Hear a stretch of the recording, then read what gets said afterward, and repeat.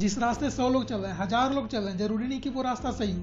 Infinite रास्ते हैं, infinite options हैं, लेकिन हमें वही दिखता है, वही जानते हैं जो हमने देखा है, जिसे हमने सुना है। इंसानी दिमाग एक कंप्यूटर की तरह काम करता है, जितना इन्फॉर्मेशन स्टोर होता है उसी के अराउंड सोल्यूशंस भी मिलते हैं।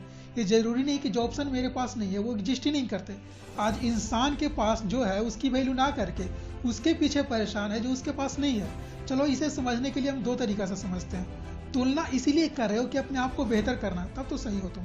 लेकिन अगर तुलना करके आप अपनी वैल्यू को कम कर रहे हो तब आप गलत हो, तब आपको समझने की जरूरत है। Comparison is the thief of Joy. चलो एक किस्सा सुनाता हूँ, ध्यान से सुनना। एक छोटे से गांव में एक आदमी पत्थर तोड़ने का काम करता था। दिन भर मेहनत करता, शाम को घर जाता, खाता पीता सो जाता था। उसका डेली का रूटीन यही था। एक दिन हर रोज की तरह जब शाम को घर लौट रहा था, उसने सोचा ये भी कोई जिंदगी है, हर दिन इतना मेहनत करके भी अपने परिवार का पेट अच्छे से पाल नहीं सकता।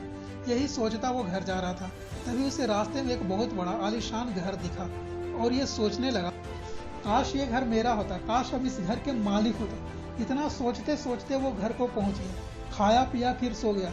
रात में उसे सपना आया कि वो उस आलीशान घर का मालिक बन गया।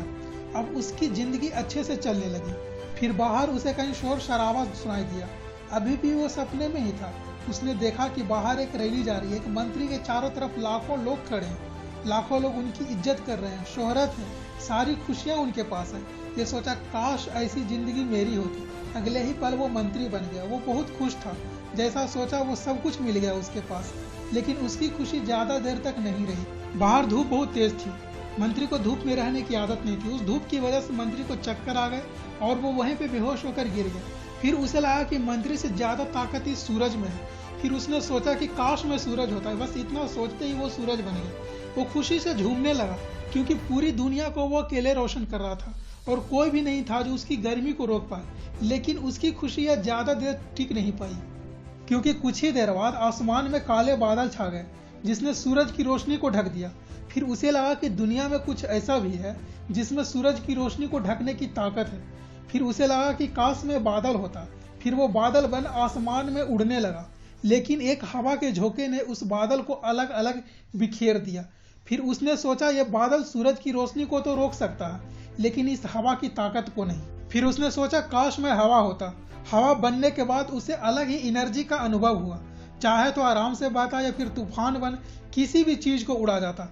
उसे विश्वास ही होने लगा कि दुनिया में उससे ज्यादा शक्तिशाली कोई और नहीं। तभी उसके रुख को किसी ने मोड़ दिया। देखा तो एक विशाल काय पर्वत उसके सामने खड़ा है। उसने अपनी पूरी ताकत लगा दी, लेकिन उस पहाड़ को 1 इंच भी नहीं हिला पाया। फिर उसे एहसास हुआ कि दुनिया में कोई हवा से भी ताकतवर है तो वो है पहाड़, और फिर वो पहाड़ बन गया।